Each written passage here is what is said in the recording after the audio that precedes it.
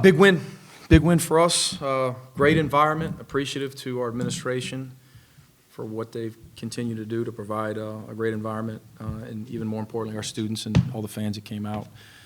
Got really loud in there. It was fun. Got enough stops down the stretch against one of the best offenses in the country to pull away. You know, Oklahoma's really good, so we're very fortunate, and it's a very good win for us. Back-to-back wins over top 20 teams. What have you learned about your team? Yeah. Over the game? We'll continue to learn and grow.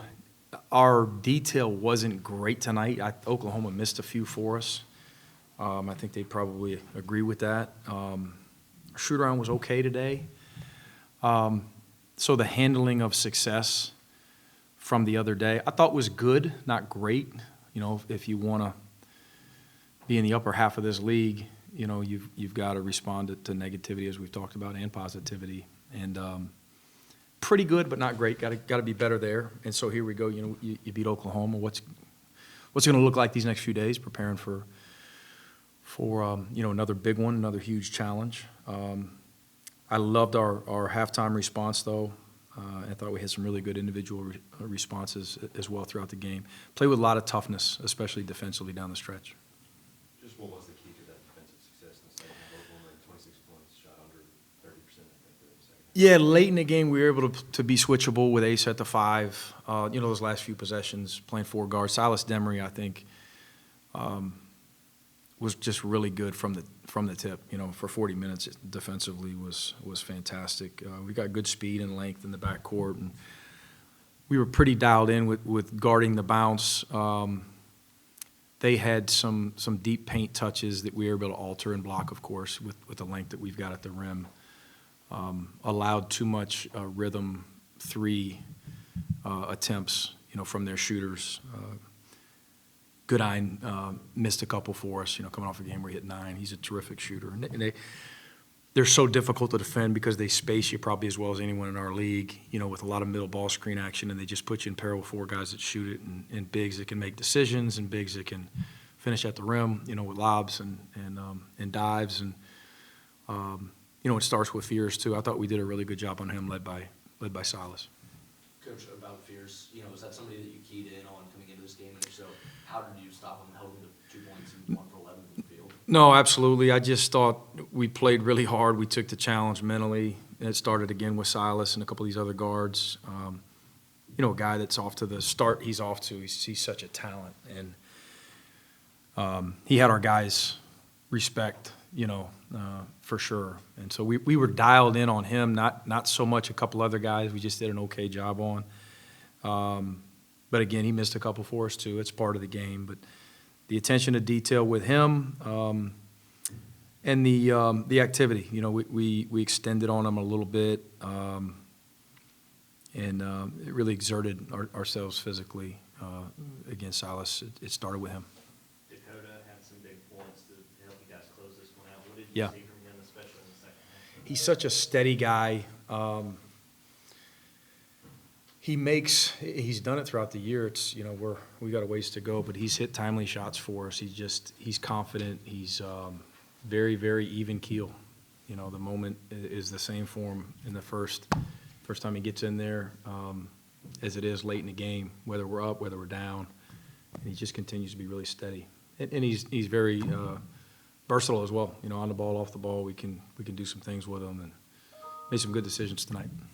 Dakota, Deshane, Justin, a lot of these guys that have played a lot of basketball come off the bench. How helpful is it to have just come as veterans, being able to plug them in late in those games? Oh, it's huge. You know, we're as we stack up to the rest of the league, we're still very young, but yet we have those 2 graduate transfers. And then Deshane's, you know, he did a prep year, and he played a ton as a freshman. Tyron was, I thought, very good tonight. Dakota was really good. Silas and Blue continued to grow. Deshane struggled a little bit, you know, he would tell you that, but he was as happy as anyone on our team when the final horn buzzed. Excuse me. You know, good teammate and played really hard despite struggling a little bit offensively and had some turnover stuff, but played with a ton of intensity. About Justin, when Santo and Ace were sitting here, they kind of lit up talking about. Oh, yeah. What does he mean to this team, and then what did you see in the minutes he was able to He was a huge get for us out of the portal. I mean, we were fired up, you know, when he committed to us, and we beat some good schools on him. He had really good options. And he's one of 5 front court players that we play, and certain nights it's going to be certain guys' opportunities. He'll continue to grow and develop. He's got as good a feel and basketball IQ, temperament as anyone on our team. Not surprising what he did offensively, and then he was able to block a shot too, which he did a lot, you know, in the Sun Belt these last couple of years. But just a winning player, a character guy, always ready. Him and Dylan are a lot alike in that regard. That they're good teammates, and when their number's called, they're going to do whatever they can to help their teammates. Coach, How was it to have Somto come in that game, and then, like, it was the middle of the second half, and have 2 blocks on almost back-to-back possessions in the game with 4? Huge. He's such a talent in that regard. Also finishing at the rim and offensive rebounding. He's got some areas for improvement, like all of our guys. Got off to a little bit of a slow start. I loved his mentality, his response in the second half, where and even stepping up at the foul line, making a couple big free throws there late. He was much better in the second half, which is growth, you know, for a true freshman. Coach, are the shooting numbers concerning to you at all now through 3 SEC games, or do you feel like they're good looks that'll eventually fall?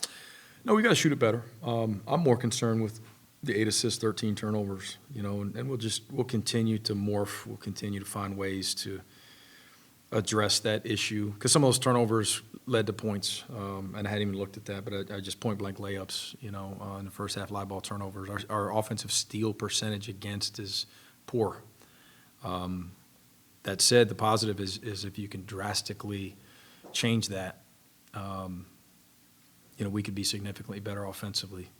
I think if those turnovers go down, you probably get a few more open looks a game, you know, and maybe that takes care of itself. But it's something that we got good shooters. It's not something we're going to harp on at all. We want to chase it on the glass. We want to execute. We want to share it. But we got to value it at a higher level. Is it as simple as just taking care of the basketball and valuing the basketball more, that you went from 9 in the first half to 4 in the second half? Because I know you didn't turn it over much in the second. Yeah, some of it could have been a cumulative effect of the fouls that we were drawing, you know, and which alleviated probably some of the pressure. But some of the decisions in the first half just weren't on point. You know, we made 2 or 3 right there in front of their bench where we're just trying to thread the needle, and it's just a little care. We fell down a couple times, you know. Some of those they're just part of the game, you know. Stuff happens. But I thought we played a little bit slower in the second half, and then you say, well, you didn't get out in transition and score as much. We didn't, you know. So it's didn't play quite as fast, but valued the ball better. We got to be able to do both to reach our ceiling. Mike, do you like the way, the makeup of your team in terms of handling success with the Kentucky win and then starting strong, you know, tonight? And then, you know, how would it be if you guys Monday are a top 25 team? Do you think this team can handle that success? We've already addressed the fact that we weren't quite as sharp, and that's Oklahoma's really good, like really good. They're going to continue to win a bunch. They do a fantastic job. And again, they didn't shoot it great. Our detail was good. Our mental toughness was very good. We were locked in the other day, and so again, it was the response for a young team after beating number 6. It was pretty good. It needs to be great. You know, coming into this week, it's got to be great. If that were to happen, I'd be happy for our fans. I don't really care. I want to reach our potential and reach our ceiling and continue to get better and prepare well for this next one. If it happens or it doesn't happen, we're still going to talk about how we handle today's success. We've talked a lot about how small the margin for error is in the SEC this year. How big is this win and the fact that you take care of business at home and Yeah. last 7 minutes could have gone either way? Yeah, without question. I mean, they're all huge. They're huge, and I say they're all like there's going to be a bunch. I don't know. I mean, who knows how many we can get and how many some of these other teams win. It's just great opportunities, but every one of them is just going to be a war, and you got to appreciate the ones that you do get. We appreciate the home court advantage that we had tonight, and we got to work it out for us though moving forward. Coach, you talked about his defensive impact, and he didn't shoot the ball well tonight, but Silas Demery, what can you say about his ability to command the offense? He was terrific. He was, to me, the best player on the floor tonight. Toughness, stability, maturity, and a lot of stuff that he brings this team and this program right now, and I hope he can continue to grow in this role, does not show up on the box score that we're looking at. You know, his leadership in huddles, the impactful things he's saying in timeouts, the way he carries himself, drew 8 fouls, goes to the foul line, converts, high-level defender, rebounder, turned the ball over 1 time. And those are things that are easier to control as opposed to, man, I went 1 for 7. I'm in the dumps because I should be 5 for 7 or what have you. You know, you compliment the way he played and you make a couple more shots, and we're all sitting here talking about, you know, how elite he was. But he's got an ability to affect the game in a big way without scoring, but he also can score. Got time for 1 or 2 more? Coach, you talk about protecting the home court, but just, and I know you're focused on the process of this opponent, that opponent, next game, making this team as good as it can be. But in the meantime, if you're reading off wins and the culture of Georgia basketball is on the rise, could you just talk about the big picture of where you are and where you hope to be? We're not going to do big picture. I'm sorry.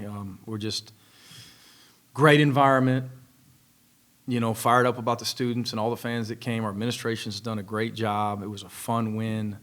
Really happy for our guys. We've got a ways to go. We do.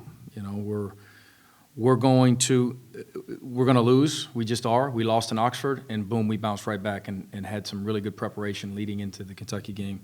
Had some pretty good preparation into this one. We got to be really sharp on Monday. We got to take advantage of a day off. That's it. I want to keep these guys in that mindset, and they've embraced that, and I think it gives us the best chance, obviously, to continue to grow and develop as a team. Everything else will take care of itself.